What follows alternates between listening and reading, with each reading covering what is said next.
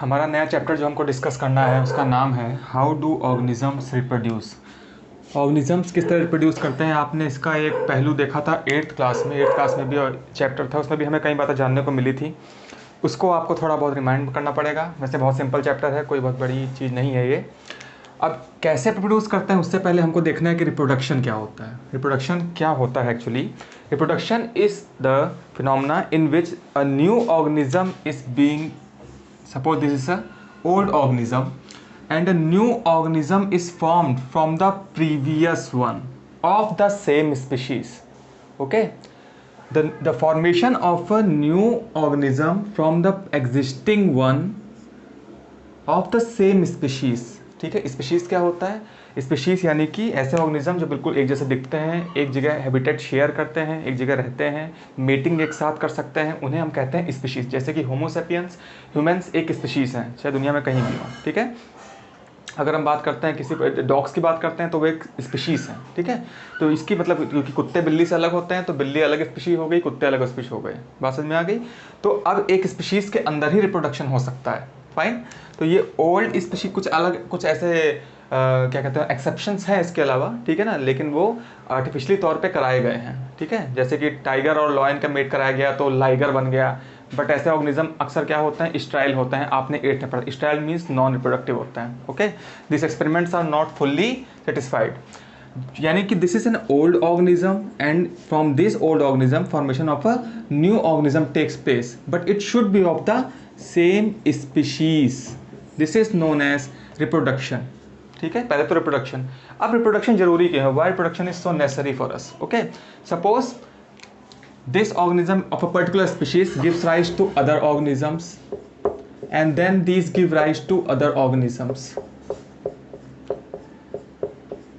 But let us say, आपको sexual और sexual reproduction का डिफरेंस अभी बताना है मेरे को, लेकिन आपको थोड़ा रफली पता होगा, मुझे पता है। तो यहाँ पे क्या है, सपोज कि इन्होंने किसी भी तरह का रिप्रोडक्शन ये कर रहे हैं, चाहे सेक्सुअल हो चाहे सेक्सुअल हो, इनका नंबर बढ़ता जा रहा है। ठीक है, इनका नंबर बढ़ता जा रहा है। ओके, अब सपोज किसी पॉइंट पे आके इन्होंने रिप्रोड्यूस करना बंद कर दिया। ओके, दे सीज रिप्रोडक्शन। अब क्या हुआ कि इनका एक लाइफ स्पैन है, सपोज मान लो कि 15 दिन 20 दिन, स्मॉलर लिविंग ऑर्गेनिज्म की बात कर लो, मान लो 15 दिन है, और दुनिया भर में इसकी जितनी भी जो इसकी स्पीशी है उन लोगों ने क्या रिप्रोड्यूस करना बंद कर दिया। तो यह अगर ये रिप्रोड्यूस नहीं करेंगे तो पुराने वाले तो मरते चले जाएंगे। और इतनी जब आखिरी में जो नई पीढ़ी थी यानी कि न्यू जनरेशन थी, जब वो भी खत्म हो जाएगी तो इनकी स्पीशी क्या हो जाएगी, एक्सटिंक्ट हो जाएगी, दुनिया से गायब हो जाएगी। रिप्रोडक्शन इसलिए जरूरी है। Reproduction is necessary for the continuity of any species. किसी भी स्पीशीज की कंटिन्यूटी के लिए, लगातार उसको चलते रहने के लिए आगे क्या होता है, रिप्रोडक्शन बहुत ज़रूरी होता है, चाहे वो एसेक्सुअल हो चाहे वो सेक्सुअल हो। ठीक है, तो हमने क्या क्या पढ़ लिया, रिप्रोडक्शन की डेफिनेशन क्या होती है, रिप्रोडक्शन जरूरी क्यों होता है। ओके, अब हम बेसिक डिफरेंस की बात करेंगे कि एक, अब जैसे कि रिप्रोडक्शन में और कुछ बातें आपकी बुक में लिखी हुई हैं जो बहुत ही ऑब्वियस है, जैसे कि डॉग्स के पिल्ले होना, कैट के किटन्स होना, ये सब क्या होता है कि ज़रूरी होते हैं ताकि उनकी स्पीशीज़ आगे चलती रहे। तो उसके बारे में क्या पढ़ाऊँ यार, वो तो बहुत सिंपल सी चीज़ें हैं, अपने आप पढ़ सकते हो।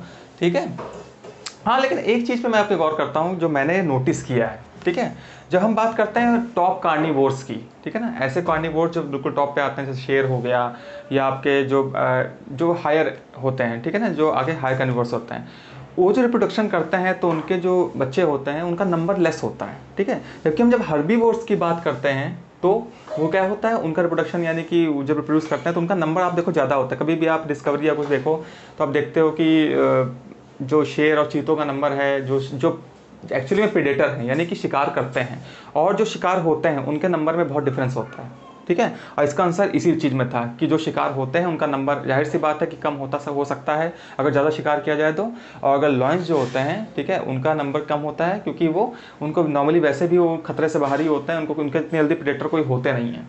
बस समझ में आ गई? तो ये ऐसी बात थी, मैंने आपको ऐसे बस बोल दिया। ठीक है, ये आपके बुक में कहीं नहीं दे रखा है।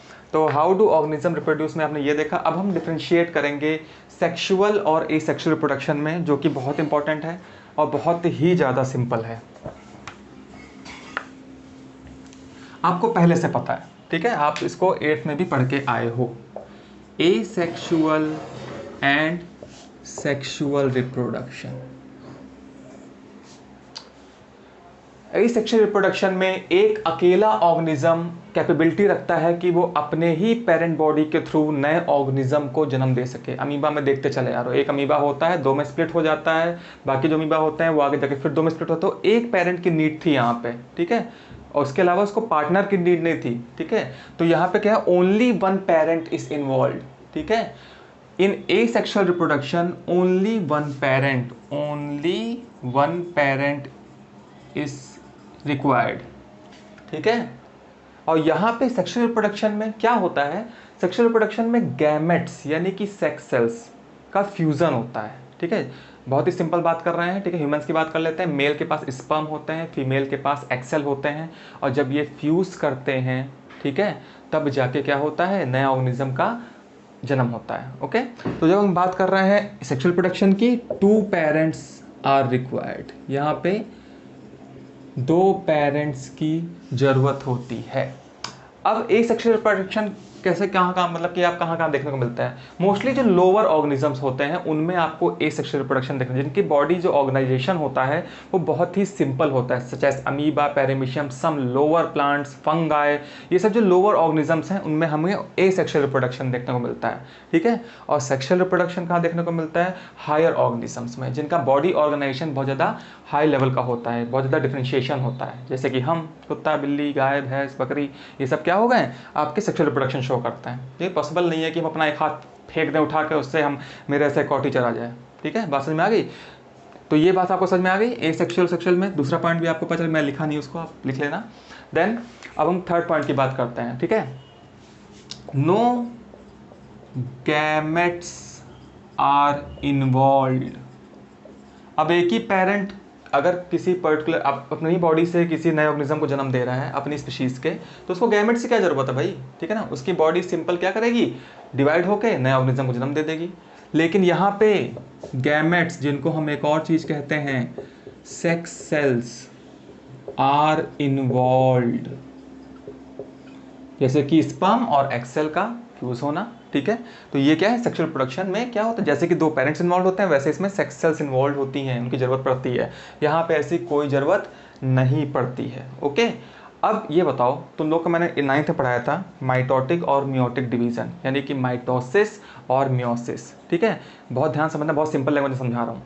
मेरे को किसी यहाँ पे कट लग गया और वो घाव अपने आप भर जाता है, इसका मतलब जो सेल्स डैमेज हुई थी वहाँ पे वो डिवाइड कर करके क्या हो गई, उस जगह को फिर से फिल कर दिया, ठीक है। इस तरह के डिवीजन को क्या कहते हैं, माइटोसिस, जिसमें बॉडी की ग्रोथ होती है, ठीक है। बॉडी के लंबाई चौड़ाई बढ़ती है, कोई कट लग जाए तो वो सही हो सकता है, इंजरीज जो होती हैं सही हो जाती हैं। इस तरह के डिवीजन को माइटोसिस कहते हैं, ठीक है। अब ध्यान देना मेरी बात का, एसेक्सुअल रिप्रोडक्शन में सिर्फ और सिर्फ माइटोसिस देखने को मिलती है, ठीक है। माइटोसिस देखने को मिलती है, क्योंकि मियोसिस जो होती है, मियोसिस वो सिर्फ रिप्रोडक्टिव सेल्स यानी सेक्स सेल्स के फॉर्मेशन में देखने को मिलती है। अब थोड़ा कंफ्यूजन हो गया आप लोग को, ठीक है। अरे बहुत सिंपल है यार, देखो ये अमीबा है, ठीक है, कैसा अमीबा बन गया, ये अमीबा है, ओके। और ये अमीबा क्या होगा, सिंपली 2 में स्प्लिट हो जाएगा, ठीक है। यानी कि इसके पहले न्यूक्लियस डिवाइड, आगे डायग्राम बनाऊंगा, न्यूक्लियस पहले 1 से 2 में बढ़ जाएगा और बाद में ये क्या होगा, साइटोप्लाज्म अंदर घुस जाएगा और ये 2 में स्प्लिट हो जाएगा, ठीक है। ये सिंपल माइटोसिस ये ऐसे ही होता है, ठीक है। माइटोसिस में अगर बहुत डीप डेफिनेशन में जाएंगे तो क्रोमोसोम आपको याद होंगे, क्रोमोसोम नंबर बताया था मैंने, हर ऑर्गेनिज्म का क्रोमोसोम नंबर स्पेसिफिक होता है, फिक्स होता है, ओके। तो सपोज कि हम ह्यूमंस की बात कर लें, ठीक है, हमारे हर एक सेल, हमारी बॉडी में जितनी भी सेल्स हैं, नॉर्मली 33 ट्रिलियन नंबर होता है, जितनी भी सेल्स हैं उनमें क्रोमोसोम नंबर क्या है, 46 है। लेकिन जो गैमेट्स होते हैं ना, यानी कि सेक्स सेल्स, जैसे मेल में स्पर्म और फीमेल में एक्सेल, उनमें क्रोमोसोम नंबर 46 का जस्ट आधा होता है, यानी कि 23 होता है, ठीक है। अब ये क्यों जरूरी है, ठीक है, क्योंकि अगर 46 स्पर्म में होता और 46 ही एक्सेल में होता तो क्या ये नॉर्मल नंबर है ह्यूमन क्रोमोसोम नंबर, नहीं ना, ये डबल है। लेकिन अगर ये आधे आधे होंगे, 23 और 23 होंगे, तो हमारा जो नॉर्मल नंबर है वो रिटेन हो जाएगा 46, ठीक है। इसीलिए जो ये आपके ये होते हैं ना स्पर्म एक्सेल, इनके फॉर्मेशन में क्या जरूरी होता है, मियोसिस जरूरी होता है, ओके। तो ए सेक्शुअल रिप्रोडक्शन में सिर्फ माइटोसिस होता है, क्योंकि माइटोसिस का मतलब ही है कि बॉडी में ग्रोथ कराना, ठीक है ना, division, normal simple division, cell का सिंपल डिवीजन, जिसमें कोई क्रोमोसोम नंबर कम ज़्यादा नहीं होता। जबकि मियोसिस की वजह से क्रोमोसोम नंबर क्या हो जाता है, आधा हो जाता है, ठीक है, बात समझ में आ गई। तो यहाँ पे सिर्फ माइटोसिस होती है ए सेक्शुअल में, और यहाँ पे सेक्शुअल रिप्रोडक्शन में माइटोसिस भी होती है एंड मियोसिस भी होती है। कैसे, ध्यान दो, जब स्पर्म का फॉर्मेशन मेल में और फीमेल में एक्सेल का फॉर्मेशन हो रहा है तो मियोसिस के थ्रू होता है, ताकि एक्सेल और स्पर्म में क्रोमोसोम नंबर क्या हो जाए, आधा हो जाए, ठीक है, बात समझ में आ गई। लेकिन बाद में जब ये दोनों फ्यूज यानी कि स्पर्म और एक्सेल फ्यूज कर जाते हैं तो क्या क्या बनता है, जाइगोट। अब जाइगोट बनने के बाद उसमें जो डिवीजन चालू होता है, भाई जाइगोट तो सिंगल सेल होता है छोटा सा, उसके बाद वो एम्ब्रियो बनता है, उसके बाद फीटस बनता है। तो जो एक पर्टिकुलर पॉइंट, एक इतने से जाइगोट से इतना बड़ा ऑर्गेनिज्म बन जाना, ये कैसे पॉसिबल है, this is possible with the help of mitosis. So क्योंकि माइटोसिस लगातार सेल्स को डिवाइड करवाएगा, क्रोमोसोम नंबर इक्वल रहेगा उसमें। तो सेक्सुअल रिप्रोडक्शन में मियोसिस और माइटोसिस दोनों इन्वॉल्व होते हैं। ए सेक्सुअल में सिर्फ माइटोसिस होता है, ठीक है। और आपको मैंने बेसिक डिफरेंस से बताया माइटोसिस मियोसिस का। Meiosis is required for the gamete formation, for the sex cells formation, namely sperm and egg cell. Mitosis is required for the growth and development of the body, regeneration, क्या कहते हैं उसको, if a particular wound is being created in your body, कभी मान लो कोई wound लगता है तो उसको फिल करने के लिए जरूरी होता है, ठीक है, ग्रोथ रिपेयर, इन सब के लिए माइटोसिस होता है। हमारी हाइट बढ़ती जाती है, क्यों बढ़ती है, हमारी बोन्स की लेंथ क्यों बढ़ रही है, ठीक है, तो ये सब किस लिए होता है, माइटोसिस की वजह से होता है। तो बेसिक डिफरेंस देख लो ए सेक्सुअल और सेक्सुअल रिप्रोडक्शन के बीच में। अब हमें करना क्या है, ए सेक्सुअल रिप्रोडक्शन और सेक्सुअल रिप्रोडक्शन को बारी बारी अलग अलग पढ़ना है। बस में कि नहीं आ गई, ठीक है। तो लेट्स सी नेक्स्ट वीडियो में।